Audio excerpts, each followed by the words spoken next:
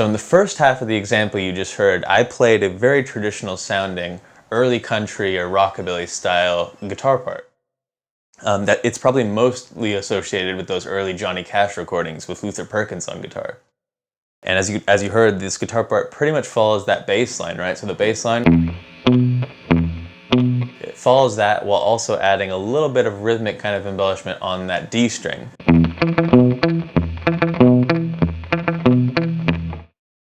So now let's check out a quick clip of this in action here with a real version of Johnny Cash and Luther Perkins both playing in this style. Well, if they freed me from this prison, if that railroad trail's mine, but I'd move it on a little farther down the line. So to begin this chorus, we're going to start with our low E power chord here. And then in our picking hand, we'll be using all downstrokes except for on the D string, which we'll be using alternate picking. And as you can hear, I'm giving a little bit of palm muting here in my picking hand as well.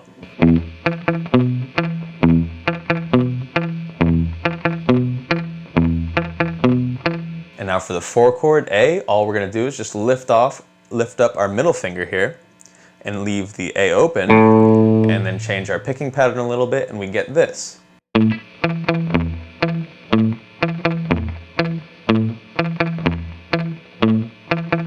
And then put the middle finger back down, and we're back to E.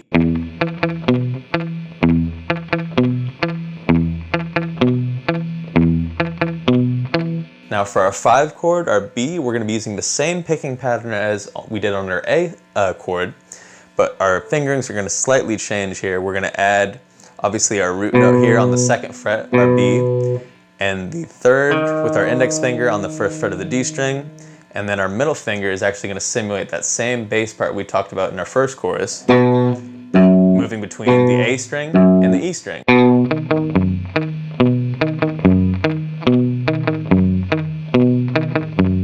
And then we're going to end with a slight fill here using the 2nd fret and open strings.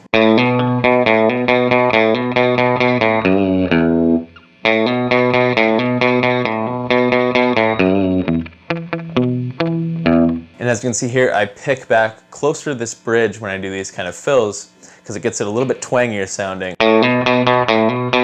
than the middle of the neck, right, or the middle of the body.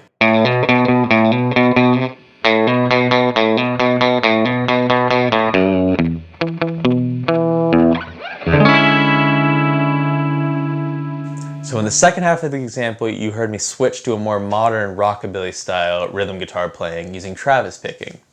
So with this Travis picking, we're basically going to be doing the same kind of bass line movement in those low strings, using the pick, and then using our fingers to create the chords and the little melody bits above that.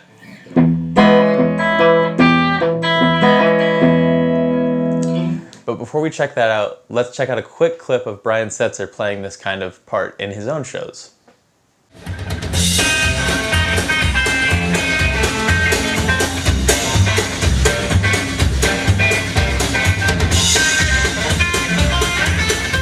So for the first chord of the second chorus, our pick is going to be moving between the E and D strings here, similar to how we did the bass in the first one, right?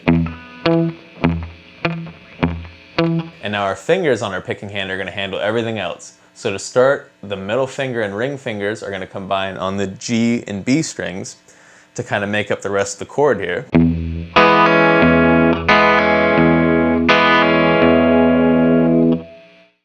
And then our ring finger is also actually going to handle all the notes that are on that high E string in the rest of the example. Right? So it'll sound like this together.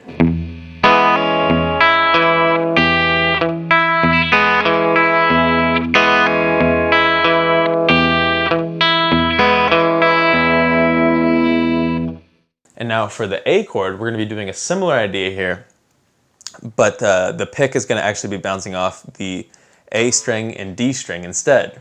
And now our middle finger is going to take the notes on the B string, and our ring finger the high E string. And it sounds like this together.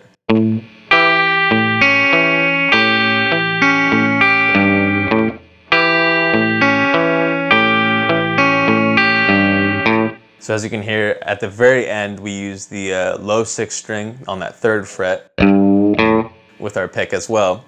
And we kind of give it a little bit of a bend getting back up to that A.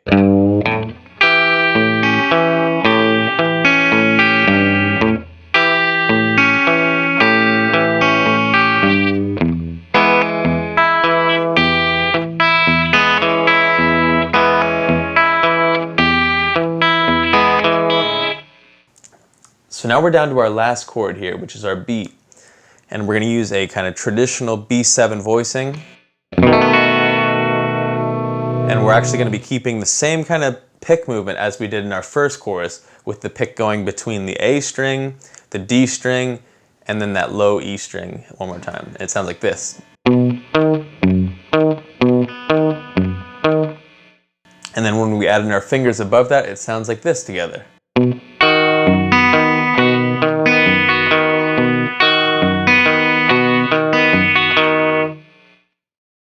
And then again, we're going to end with one more fill here, remembering to pick kind of back towards that bridge for a little bit more of a twangy sound, and it'll sound like this.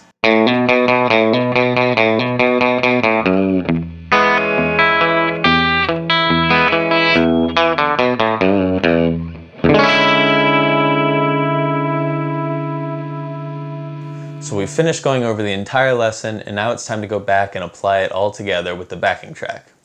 So for this, we're going to go over the backing track twice. The first time through, I'll be playing along with you and you hear my guitar as well as the notation. And then the second time through, I'll mute the guitar so you can play along with the rhythm section, the drums and the bass all by yourself. So let's check it out.